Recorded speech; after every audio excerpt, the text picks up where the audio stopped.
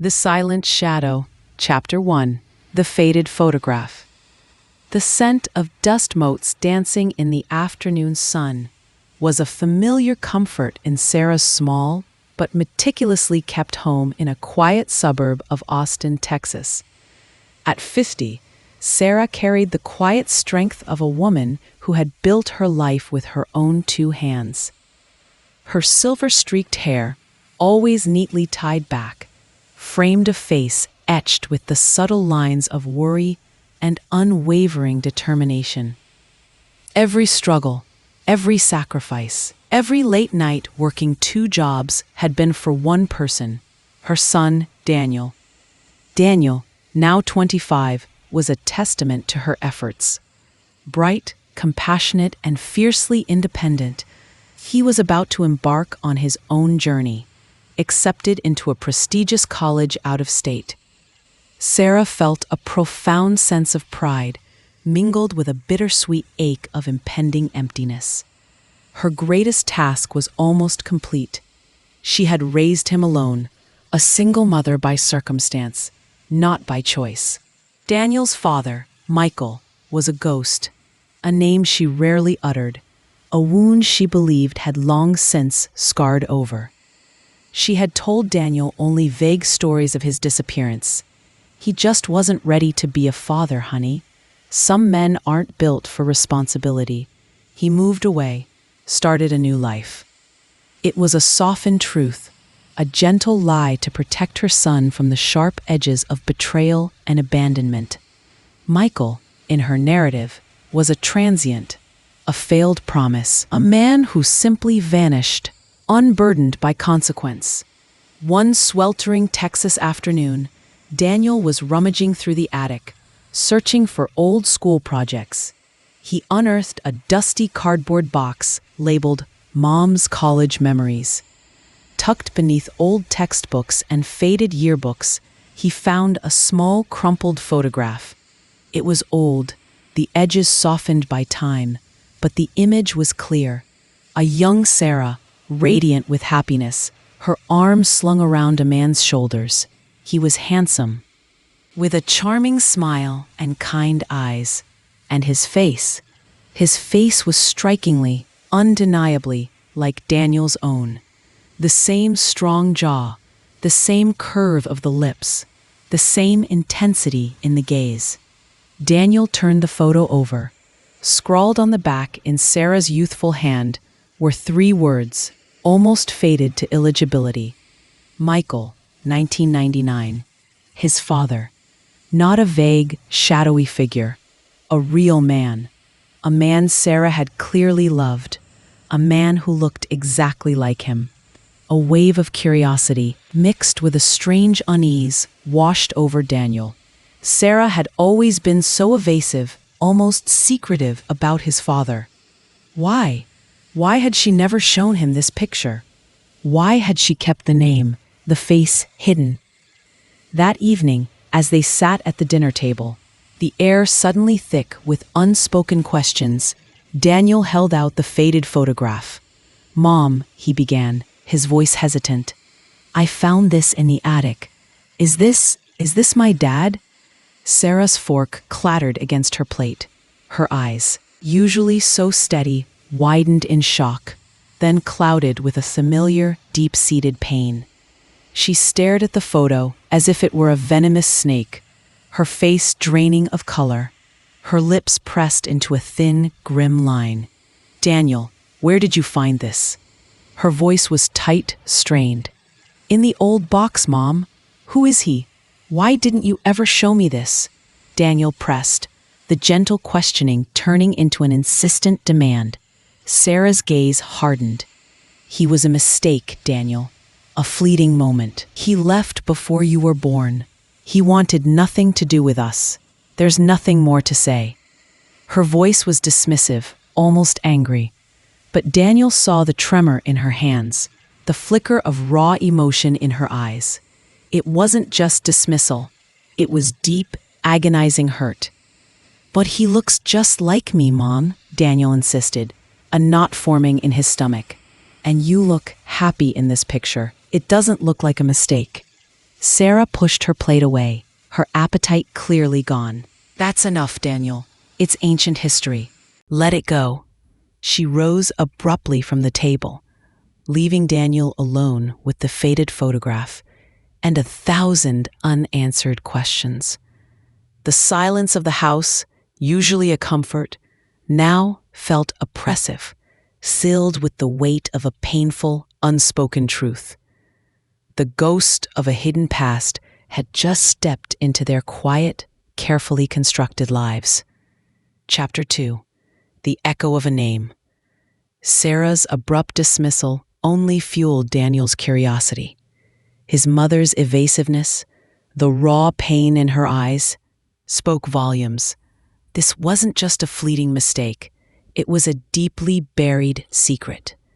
He felt a fierce, almost primal need to uncover the truth about his father.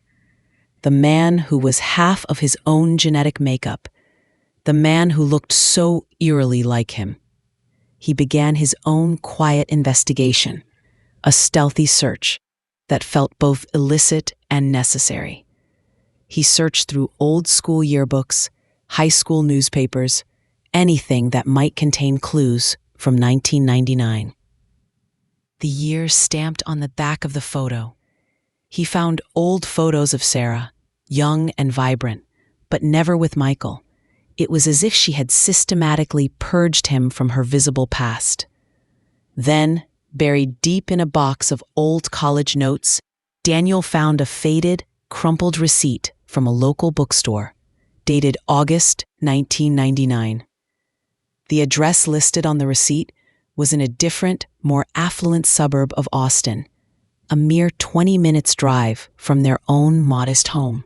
It was a place Sarah rarely, if ever, visited. Was he from there?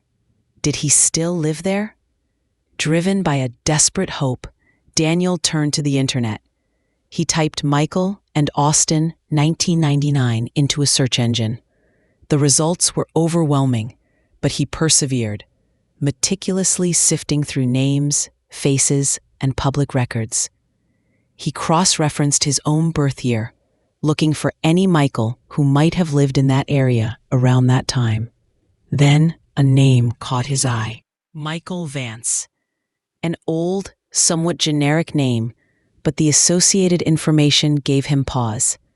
Michael Vance, age approximately 50, successful real estate developer, married to Emily Vance, with 2 children, a daughter, Chloe, roughly 20, and a son, Jacob, around 18.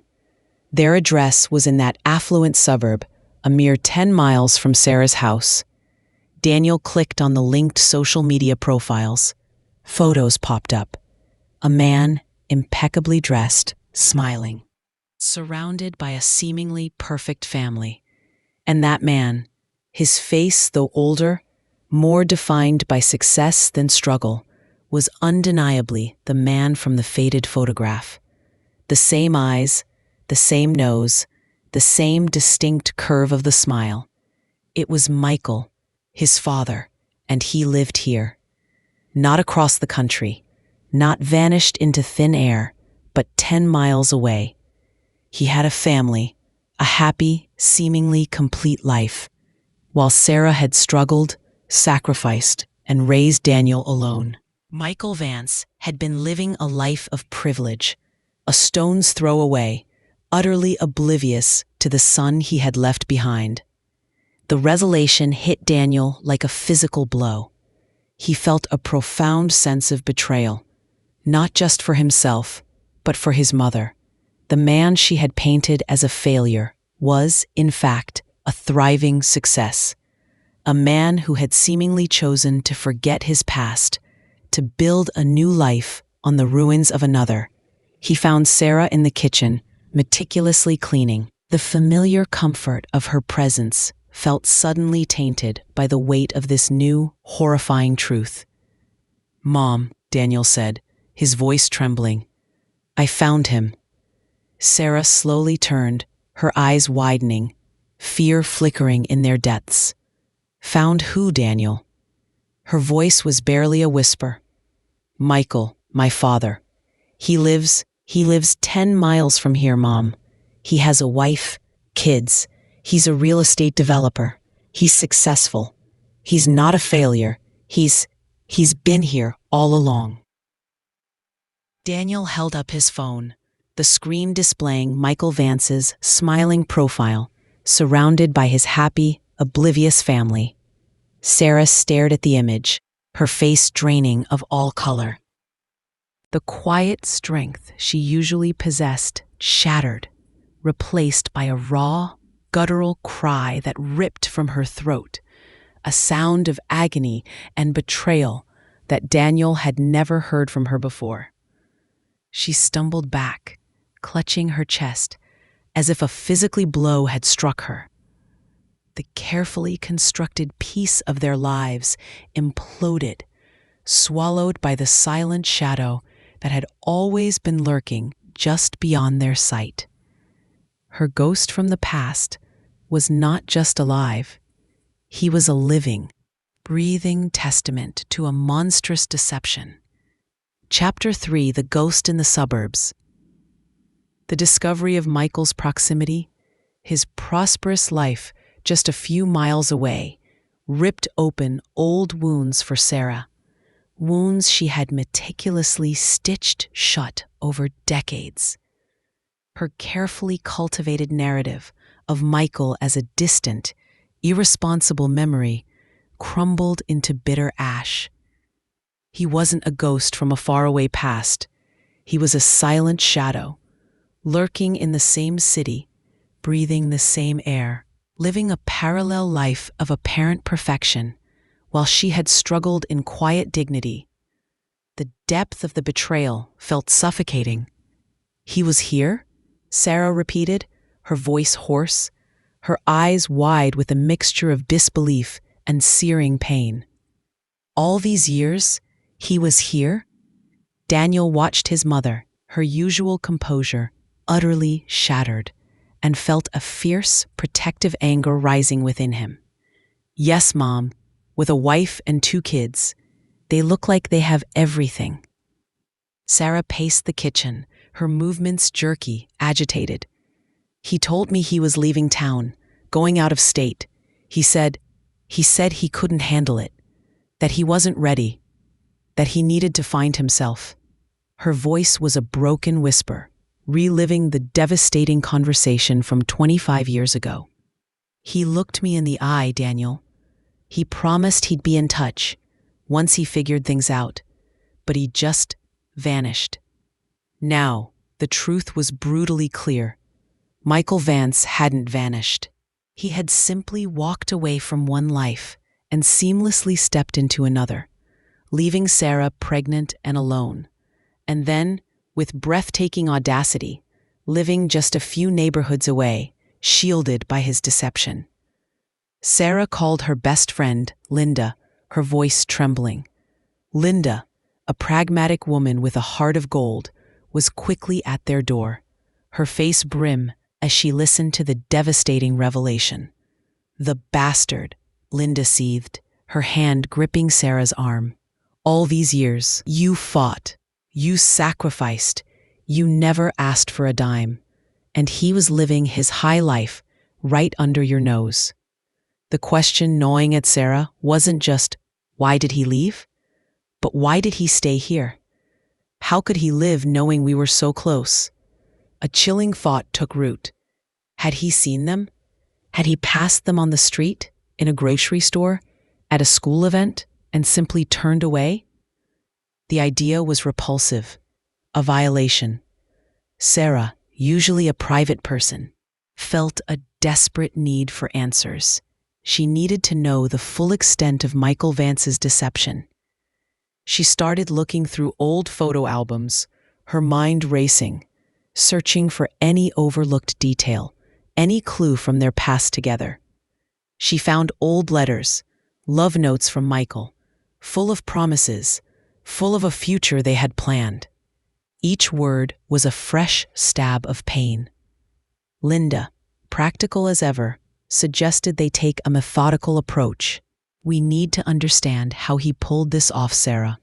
He didn't just disappear. He constructed an entirely new life.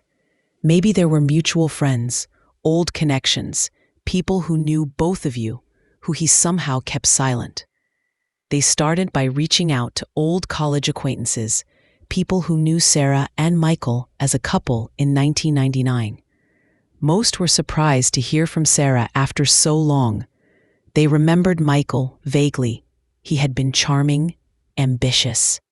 Some vaguely remembered him moving out of state. None had suspected his proximity. Michael had been meticulous in severing those ties. The discovery sent shockwaves through Sarah's quiet life. Sleep became impossible. Her mind replayed every memory of Michael, searching for signs she had missed, for cracks in his facade. He had been so charming, so convincing in his love, so devastated when she told him about the pregnancy. He had sworn he'd be back, that he just needed time. But time, she realized, was a currency he had stolen from her, currency he had invested in another life, a life built on a foundation of lies. Daniel, witnessing his mother's raw pain, felt his own anger solidify into a cold resolve. He was no longer just curious about his father.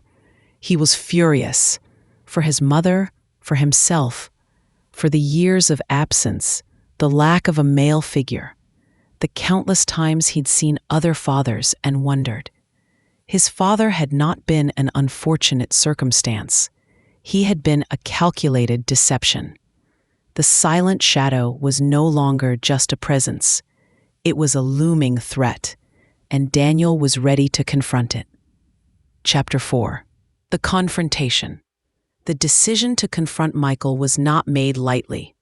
It was a crucible of emotions: Sarah's deep-seated hurt and anger, Daniel's indignant fury, and Linda's unwavering support. They agreed the meeting would happen on their terms, on neutral ground. Michael Vance's office seemed the most appropriate. It was a monument to his success, a symbol of the life he had built while abandoning another. Sarah dressed impeccably, her posture rigid with a mixture of defiance and pain, walked into the sleek, modern lobby of Vance Realty. Daniel, tall and imposing, walked beside her, his jaw set. Linda waited in the car, a vigilant sentry. "We have an appointment with Mr. Vance," Sarah stated, her voice surprisingly steady to the young, impeccably dressed receptionist. Michael's secretary, a woman who looked as if she'd never had a hair out of place, led them to his opulent office. Michael Vance sat behind a large, polished desk, framed by panoramic views of the very city he had thrived in. He looked exactly as he did in the social media photos: successful, confident, radiating an aura of effortless charm. He looked up, his smile polite. Then his eyes landed on Sarah. His smile faltered, his face drained of color. He looked like he'd seen a ghost, a very real, very angry ghost. "Sarah?" His voice was a strained whisper, filled with disbelief and terror. What are you doing here?" His gaze then shifted to Daniel, and his eyes widened even further, a flicker of profound recognition, then horror, in their depths. The resemblance was undeniable. "Hello, Michael," Sarah said, her voice dripping with years of suppressed bitterness. "Did you think I'd just vanish? Like you did?" She pulled out the faded photograph, the one of them together, young and in love. "Do you remember this, Michael? 1999? Do you remember the promises you made? The life we planned?" Michael stammered, his usual smooth demeanor crumbling. "Sarah, please, this isn't a good time. This is my office." He glanced nervously towards the closed door. Daniel stepped forward, his voice a low, dangerous rumble. "My name is Daniel. Daniel Reed. I'm your son, Michael. The son you abandoned. the son you let my mother raise alone while you built this perfect life 10 miles away. He held up his phone. The image of Michael Vance's social media profile still displayed, his other family smiling back at them. Michael flinched as if struck. He collapsed back into his chair, running a hand through his perfectly coiffed hair. This is impossible. Impossible? Sarah's voice rose, losing its carefully constructed calm. What was impossible, Michael? Telling me you were building a new life with another woman. Telling me you weren't leaving the state? You were just moving across town? Telling me you had no intention of ever being a father to our son? Michael finally spoke, his voice hoarse, filled with a pathetic mixture of fear and self-pity. I was scared, Sarah. I was young. I wasn't ready. The pregnancy, it was too much. I panicked. And then I met Emily. She didn't know. No one knew. I built this life, this respectable life. I couldn't risk it. I thought you'd be better off without me. That Daniel would be better off. Better off? Daniel scoffed, a bitter laugh escaping him. Better off without a father? Better off watching my mother struggle while you lived in luxury? I always intended to come back, to explain, Michael pleaded, his eyes darting between Sarah and Daniel. But then time passed. It got harder. The lie grew too big. I convinced myself it was better this way, for everyone. His words were hollow, devoid of genuine remorse. He was still trying to protect himself, his carefully constructed illusion. Then the office door opened, and a woman entered, carrying a stack of files. She was elegant, poised with kind eyes that were now wide with confusion. It was Emily, Michael's wife. She stopped dead, her gaze falling on Michael's ashen face, then on Sarah and Daniel. Michael, what's going on? Her voice was gentle, puzzled. Michael's eyes darted wildly, trapped. Emily, this is a misunderstanding. Just some old acquaintances. But Sarah, seeing Emily's confusion, seeing the innocent look in her eyes, knew she had to speak. Emily deserved the truth. No, Emily, Sarah said, her voice clear and strong. There's no misunderstanding. My name is Sarah Reed, and this is my son Daniel. And Michael is his father. He left me pregnant 25 years ago. He built this life with you, while I raised our son alone, just 10 miles from here. Emily's face slowly drained of all color. Her gaze, once gentle, hardened into a look of profound shock and betrayal. The files slipped from her grasp, scattering across the polished floor. The silence in the opulent office became deafening, punctuated only by the shattering of Michael Vance's perfectly constructed world. The silent shadow had finally been exposed, and its ripple effects would be devastating. Chapter 5: The Shattered Glass. The silence in Michael's office was deafening, thick with the weight of shattered illusions. Emily stood frozen, her eyes wide with a mixture of disbelief and utter devastation, staring at Michael, then at Sarah and Daniel. Her perfect world, her perfect husband, was crumbling before her eyes. What is she talking about, Michael? Emily's voice was a barely audible whisper, fragile as glass. Who are these people? Michael, cornered, his face ashen, stammered, unable to form coherent words. He looked from Emily to Sarah, then to Daniel, a trapped animal caught in a snare. Sarah stepped forward, her voice surprisingly calm now, a quiet force of truth. He's my son, Emily. Daniel is Michael's son. Michael and I were together before he met you. He left me when I was pregnant, 25 years ago. He moved here to Austin and started a new life. He never once looked back. Emily's gaze fixed on Daniel, her eyes tracing the undeniable resemblance to her husband. A gasp escaped her lips, a sound of profound pain. Then, her eyes burned with a fierce, cold anger. "You lied to me, Michael? All these years? You had a son? A whole other life?" Michael, finally finding his voice, tried to plead, to explain. "Emily, please let me explain. It was before you. It was a mistake. I was young. I didn't know what I was doing. A mistake that grew up to be 25 years old, Michael." Emily's voice rose, sharp with fury. "A mistake that lived 10 miles away from our home, from our children?" Her voice broke, choked with tears. "You have been living a lie with me for decades." She turned to Sarah, her eyes filled with a raw, shared pain. "I had no idea. I swear to God, I had no idea."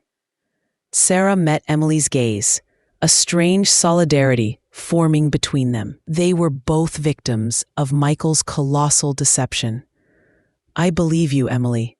I can see it in your eyes." The sound of the office door opening again made them all turn. 2 young people stood there, looking in, their faces confused. Chloe and Jacob, Michael's children with Emily. Daniel's half-siblings. "Dad? Mom? What's going on?" Chloe asked, her eyes darting between her parents, then to the strangers in the office. Michael looked at his children, his face contorted in agony. His perfect life, his perfect family, was imploding before his very eyes. Daniel stepped forward, looking at Chloe and Jacob, his voice heavy but clear. "My name is Daniel Reed, and Michael Vance is my father, which means I'm your brother." Chloe gasped, covering her mouth with her hands. Jacob stared, his face a mask of utter shock. The revelation hung in the air, a devastating bomb that had just exploded in their midst. The silent shadow had now consumed everyone it touched. Emily, her voice trembling, finally spoke, addressing her children. Your father has kept a terrible secret from us for a very long time. A secret that has now come to light." Michael, defeated, slumped into his chair. His once composed demeanor was shattered. His carefully constructed life, built on years of lies, had finally come crashing down. The repercussions were immediate and devastating. Emily, heartbroken and furious, declared she couldn't even look at him. Chloe and Jacob, their world turned upside down, retreated in shock and anger. Michael Vance, the successful real estate mogul, was now facing the consequences of his decades of deception. Sarah and Daniel left the office, leaving behind a family in ruins. The sense of bitter triumph was fleeting, replaced by a profound weariness. The truth was out, but it came with a heavy cost. Sarah's anger, while justified, was now mixed with a strange empathy for Emily and her children, who were, in their own way, as much victims of Michael's betrayal as she and Daniel were. The path ahead was uncertain. There was no easy resolution, no simple forgiveness for such a deep-seated betrayal. But one thing was clear. The truth, however painful, had finally emerged from the shadows. And for Sarah and Daniel, that was the first, crucial step towards healing, towards a future where they could finally live without the weight of the unspoken. Chapter 6. The Bitter Taste of Truth. The aftermath of the confrontation with Michael was a tumultuous period for Sarah and Daniel. The revelation sent shockwaves through their quiet lives and the lives of Michael's other family. The veneer of normalcy had been irrevocably shattered. Emily, Michael's wife, filed for separation almost immediately. Her grief and anger were profound. She had built her entire life on a foundation of trust with Michael, only to discover it was a carefully constructed lie. She reached out to Sarah, cautiously at first, then with a raw vulnerability. They met for coffee, two women, bonded by the monstrous deceit of one man. "I can't believe I didn't know," Emily confessed, tears streaming down her face. "He was so convincing. He always said he had no past, that he was just a self-made man. I believed him all these years." Sarah, despite her own bitterness, felt a strange sense of solidarity. "He was very good at it, Emily. He convinced me too. He promised me the world, then disappeared. I raised Daniel alone, thinking he was a coward who ran away to some distant city. Their shared pain created an unexpected bond.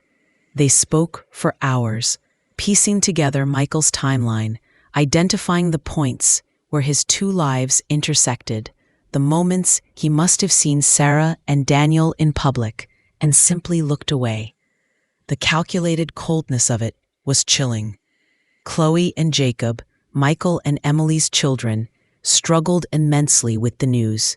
Their father, the seemingly perfect man, was a stranger. Chloe, being older, was more analytical and deeply hurt. Jacob, younger, lashed out, feeling betrayed and confused. They had their own private confrontations with Michael, which often ended in heated arguments and tears. Daniel, meanwhile, wrestled with a complex mix of emotions. The initial fury at his father gradually tempered with a profound sense of emptiness. The man who had been a ghost was now a flesh-and-blood deceiver. But seeing Michael's life unravel, seeing Emily's pain, and Chloe and Jacob's confusion brought no real satisfaction. It simply highlighted the pervasive destruction Michael's choices had wrought. Linda, Sarah's best friend, remained a steadfast pillar of support. She listened, offered practical advice, and reminded Sarah of her incredible strength. "You did this, Sarah," Linda would say. "You raised an amazing son.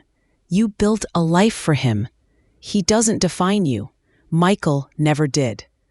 Michael, now stripped of his facade, was a shell of his former self. His business suffered, his reputation was in tatters. He made attempts to reach out to Daniel, desperate for forgiveness, for any crumb of connection. He sent emails, left voicemails, asking to meet. Daniel, after much internal debate and discussions with Sarah, finally agreed to a limited meeting. Not for forgiveness, but for understanding. He met Michael in a neutral public park. Michael, disheveled and clearly shaken, tried to explain his actions, citing fear, immaturity, the pressure to conform to a certain societal image. His excuses rang hollow, filled with self-pity rather than genuine remorse. I couldn't be a father back then, Daniel." Michael pleaded, his voice cracking. "I was terrified. And then I met Emily, and it was a chance for a fresh start, to escape my past. I thought if I just ignored it, it would go away." "It didn't go away, Michael," Daniel said, his voice flat. "It grew up, and I lived 10 miles from you my whole life. Do you know what that feels like? To find out your father was a ghost in the suburbs, watching you from afar?" Michael flinched. I saw you sometimes, in the grocery store, at school events, with your mother." My heart would pound. I wanted to say something, but the lie was too big. I was a coward. I know that now. The admission was a painful truth, but it offered no comfort. It simply confirmed the depth of his deliberate cruelty. Daniel left the meeting with no sense of resolution, no feeling of a paternal bond, only a bitter taste of truth. However, a surprising connection began to form between Daniel, Chloe, and Jacob. They were all victims of Michael's deception, innocent parties caught in the crossfire. Through discreet messages, they started talking, sharing their feelings, their confusion, their anger at Michael. They found common ground in their shared trauma. They were half-siblings, but more importantly, they were fellow survivors. The story ends not with a grand reconciliation, but with a profound and necessary shift.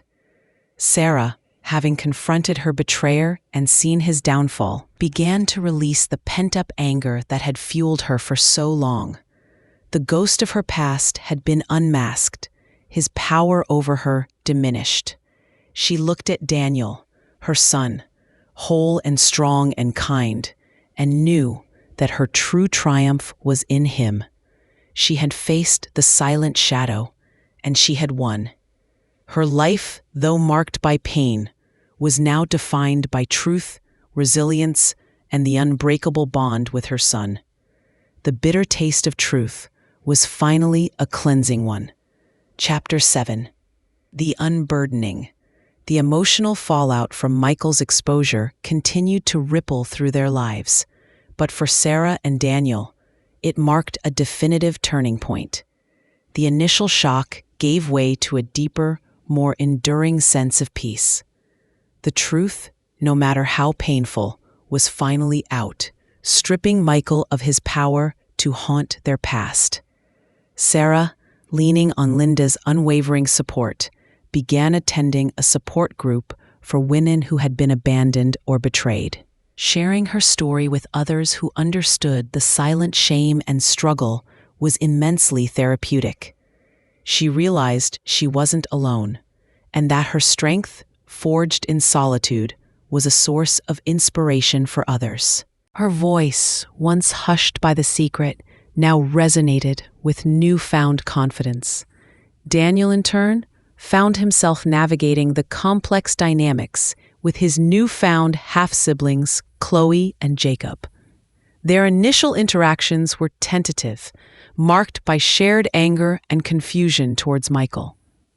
But as they talked more, they discovered common interests, similar senses of humor, and a surprising familial comfort.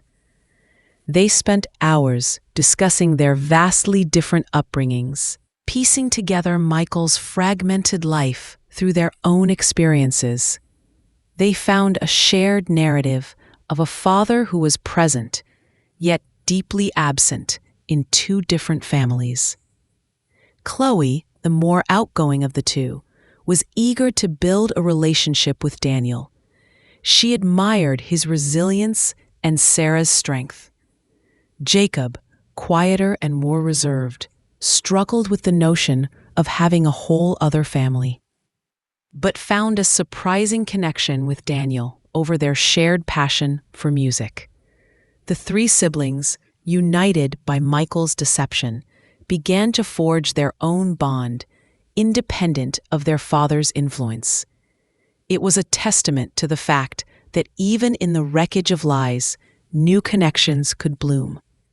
Emily, Michael's estranged wife, embarked on her own journey of healing. She initiated divorce proceedings, determined to reclaim her life from the deceit. Her children, Chloe and Jacob, moved with her, creating a new, stronger family unit built on honesty and mutual support. Emily maintained cautious contact with Sarah, their shared experience fostering a unique, understanding friendship. They sometimes met for coffee, sharing updates about their lives, a silent acknowledgement of the strength they found in each other.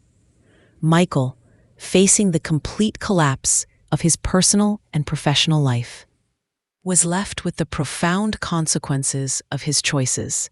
His business crumbled, his reputation was in tatters, and he was estranged from both families. He made desperate attempts to reconcile, but his pleas were met with cold indifference from Emily and a steadfast resolve from Sarah and Daniel to move forward. He was left alone with the silent shadow of his own making, a devastating reflection of the emptiness his choices had created. Sarah found immense satisfaction in watching Daniel thrive in college. He excelled academically, his experiences fueling a passion for social justice and advocacy. He often spoke about his family's story, using it to highlight the importance of honesty and accountability. He visited Sarah regularly, their bond stronger than ever, forged in the crucible of their shared journey. One quiet evening, as the Texas sunset painted the sky in fiery hues, Sarah sat on her porch swing, a sense of profound peace washing over her. The bitterness that had gnawed at her for decades had finally dissipated, replaced by a quiet contentment. She looked at the small house, a symbol of her resilience, and thought of Daniel, and of her new extended family. The path had been long and arduous, marked by betrayal and silent struggle. But through it all, Sarah had emerged stronger, wiser, and more complete. She had faced the silent shadow of her past, illuminated its darkness, and in doing so had freed herself and her son from its oppressive grip.